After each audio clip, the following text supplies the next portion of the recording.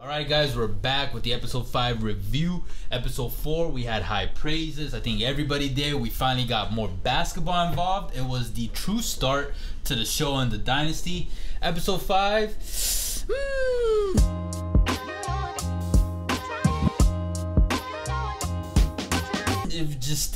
It was just a steady what do you mean, ride to the top. You know? Right. It was just chugging along. Or chugging along, and then bam, literally went like that downhill towards the end.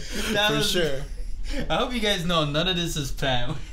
That was great. No. It did end with a bam, and keep in mind as we're watching this, Erwin and I have no idea.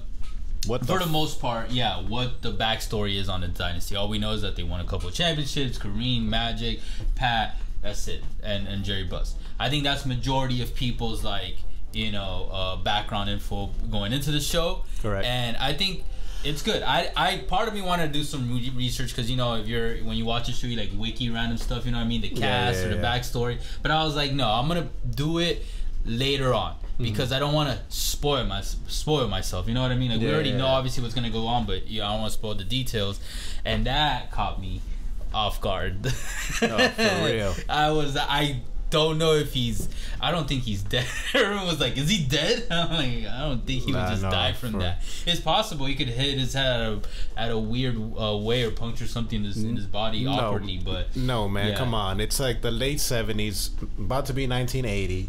It's an old man. Like, you're in the freaking paveway. Like, even in 2022, like, you'll be fucked. Like, if that happens, especially if you're a viejito, an old man going through that. So you really think he might die? He might have been dead? Nah, man, I don't think he's dead. I think he's just, he got fucked up. He'll be in the hospital. I mean, you don't say. He's definitely fucked up, man. He's as fucked up as the Lakers are doing this year. I'm like... Oh, okay. I didn't mean in the show, but yeah. The Lakers are doing better in winning time than they are right now in 2020. Yeah, right now, it's losing time. Yeah. They might not even make the playoffs, man. That's crazy. Like the play-in. That's crazy. The play-in tournament. That's crazy. Not even the playoffs. At least do it for LeBron. Duke couldn't do it for Coach K. Laker players, at least do it for LeBron, yo. Yeah. Anyways, but bringing it back. Yeah, bringing it back. We've got some more character development on this episode. Definitely, especially for Kareem Abdul-Jabbar. So I don't know if you knew this or not. He wasn't always Muslim. So he's like, oh, you don't say. No, you're right though. There's gonna be a lot of people that don't know about Lou Alcindor. Yeah, Lou Alcindor won a championship in Milwaukee. And then 50 years later, Giannis won another one. And there's gonna be another 50 years, so they win it again. Sorry, Bucks fans. We'll see what happens. I'm still a little bit butthurt about that ass whooping you gave us. Yeah, I see that, but continue. Yeah. Anyways, I really like the backstory regarding that. It took a flashback. How he got into it. Late 60s, growing up and whatnot. Christian might have played into him wanting to become a convert. Yeah, exactly. Didn't agree with the things going on. His dad being a cop. Yeah, that really caught me off. I don't know if that's one of those fictionalized parts of the show, but his dad being an officer or something, I was like, oh. So he definitely had a lot of wounds that have not healed. Yeah, and as a kid, especially if your dad's an officer, part of the police force, you get more insight and more, you experience it more than the average person too, especially in that era, in the 60s. That was a civil rights era with Dr. King, Malcolm X, all that stuff going on, like the height, well, I'll say racism and whatnot. You're like there in the in the front lines of it. Yeah, in the center of it all. Yeah, exactly. And that's why I like how they pointed out, like, Kareem isn't a dick just to be a dick. And I'm saying a dick because I don't think he's necessarily a dick, but for a lot of people, the way he was very standoffish and stuff when he's an adult, like older adult, it does come off that way. But it's like how he said, he's not trying to put on a show. There's a deeper meaning and reasoning behind it. And I like how the show started highlighting that and displaying that, and also opening up on that to show that, like, that's why he's being this way towards his players and towards Magic, especially because Magic is very about showing off and putting on the show for the people, and that could be a positive for a lot of people, but it also can be perceived negatively. Like you said, you don't want to be like a show monkey or something. Like, you don't want to just entertain the rich folk, or if you're like minority, the white folk. You know what I mean? But at the same time, like, wow, yes, it's bigger than basketball. Kareem, along his way in his journey, he forgot, you know, and when he was in the mosque talking to I guess the lead guy right there, his name Kareem Abdul-Jabbar means a servant of the Almighty. You're a servant of the Almighty doesn't mean that you're the Almighty, which means Kareem had like the missing. I really like that part. Yeah, Kareem, he's thinking like he's the God, he's the Almighty. He's like, no, he's an instrument. Yeah, and like he's got to shine it upon a messenger. Don't put too much pressure on yourself. Exactly, being the messenger. And it seems like Kareem was going through that battle, and he was being standoffish, and it wasn't working well for the team. He was being an anchor on like that ship that was going on with the Lakers, and I loved it that he had that epiphany.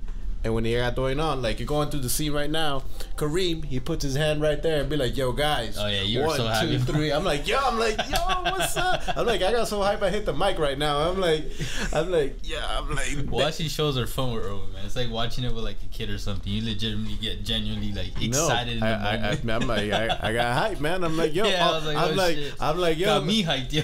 I'm like, yo, let's do this, guys. I'm like, let's fucking go. We got Kareem. And you know what else I like? I liked how Magic started calling him out. Yeah. And I love how the coach was like, yeah, man. Kareem said, take the reins, man. And he was asking, you know what he asked me? I was like, yo, when is this young buck gonna like showing some bullshit over here, spewing that it. Was good. That was a good manipulative needed. Tactic. Exactly, it was needed.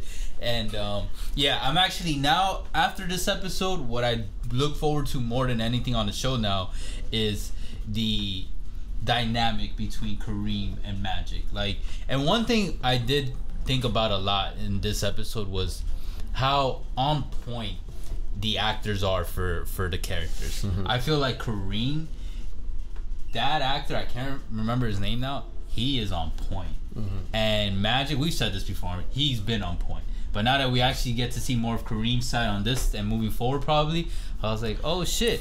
And the more I sit with John C. Reilly as Bus, mm-hmm. Mr. Bus, I'm like, Dr. Bus, my bad. Yeah, gotta put that there, yeah. I was like, oh, it's growing on me, you know what I mean? And already off the bat, I'm already a fan of Seagal's portrayal of the assistant coach. Like, I know it's small, and maybe I'm just being biased as a How I Met Your Mother fan, but I'm like, he's nailing it. Another small hint as well, but I love the fact that HBO brought this up, and we actually had to do some research to see if that actually happened in real life. Was with Spencer Haywood. That, like, if it wasn't, how accurate it was. If it wasn't for him doing that, like, that was in the 70s. How that low key paved the way. Sued the NBA, changed the basketball landscape forever. Exactly, you know, for the high school, for the players jumping from high school to the NBA, the Kobe Bryants, the Kevin Garnett's, the LeBron James. Speaking of Kobe Bryant, the little Easter egg with Kobe being Bryant in the sidelines, I was like, okay. Oh, another side plot that I'm liking the development of, because we're going to get into the gist of it, is the Pat Riley little side plot going on with the commentating and stuff. Yeah, for real. It's like, I like that. Yeah. Okay. And you gotta watch the show to know what I'm talking about. Yeah, but we're gonna start using that. That shit works. It makes sense too. And I like that we're seeing Riley's struggles because, again, like I said earlier, we don't know much about it. I don't know shit about Pat Riley's up and coming journey before being a coach of the NBA. Of course not. All I knew was that he was a player. I remember I watched this great interview. I think you've seen it too, when he did a couple years ago yeah, I know what you're talking about. That's a beautiful interview. Yeah. He went in on that. I learned a lot from him in that interview. But that's all I really know. And like to see, I had no idea he did commentating before. Now I'm like curious. I want to Google like some audio to hear it. You know what I mean? Hear his actual voice and like the struggles that he was going through before he, like, I don't know when he steps into the coaching thing. And all I knew was like the beach thing and how he was like bumming it out and he was insecure for those moments because of the interview and stuff like that. But that's about it. And then one thing I have been realizing though is I thought maybe this show was going to be one season and that's it. Like, I thought it was gonna be a mini series. Yeah, it's going to last more than a season, because I started noticing the pacing that the show is going at, and this is the 5th episode. I'm like, oh, okay, so this is going to be a while. There's gonna be the first season from what it's looking like. Is basically what HBO did was Ballers is dead. We need a new type of Ballers type of TV show. For anyone that doesn't know, that's the show with The Rock and I forgot this guy's name, but the guy from Hot Tub Time Machine, he's hilarious in it. And it was a great show about sports and stuff like that, football, basketball, even e-gaming. And then, you know, once that died down, it's like I feel like they had a hole, and I feel like this show kind of just stepped in, and that's the show's role for HBO. It's about time, man, because we're gonna wait forever for Succession to come back. So, oh shit, I'm gonna need something. Barry season 3 about to drop though. I get you, man, but Barry's like, you know, like it fills it in a little bit, man. But it's like Succession left like a void of like the size of, like, I don't know, my stomach or like this shirt, man. It's like pretty damn big, man. Actually, there's been a couple good shows though on Hulu. Shout out to Hulu. Hulu's been killing it, man. Y'all Disney, because Disney owns like a good chunk. Disney of Hulu. owns everything. Yeah, for real. Yeah. That good shit on you guys. But for real. One thing I want to say is every time they say Assalamu alaikum on the show, I keep thinking of Lil Wayne. Because he said it a couple of times in different songs, but the one that always sticks out to is Tap Out. I don't know if you know which song I'm talking about. Nah. It's where the hook goes like, I think it's Future on the hook, like, tap out, I make it tap out, tap out. And then Wayne's verse on that is phenomenal. You want to go fucking check that out. But at one point he goes, tell the pigs I say Assalamu alaikum, and he does it with this, like, you know, it's Wayne, just fucking pizzazz.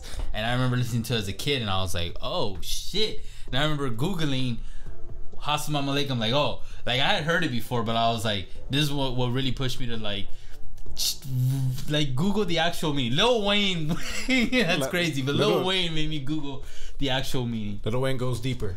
Yeah, for real. Most people, it's and then for anyone who doesn't know, respect. It the phrase means peace be upon you. So that's what they say every time Kareem and anyone else on the show says it. Love it. But guys, let us know in the comments what you guys think. Are you guys loving the show so far? Are you guys, you know, hating it? What do you think about it? We'd love to hear it in the comments. You better not hate it. I mean, I'm not. Fuck, I should have posted the episode, but I was hating on episode 3 and before that. If we find out that you hate it, Andrade over here is gonna come like Will Smith and slap your ass. Chill. Like that. Chill. All right. But anyways, guys, appreciate all the love and the hate. You guys already know. Facebook, Twitter, TikTok, Instagram, all podcast streaming platforms. And quick question, guys. Let us know any other topics you guys want us to cover before the start of the playoffs. Because there's a lot we could talk about. We're not sure which direction to head into. And maybe we'll do our top dark horses. Maybe our top contenders. I know Irwin and Cornell are going to be bullish on the fucking Heat because they're super biased.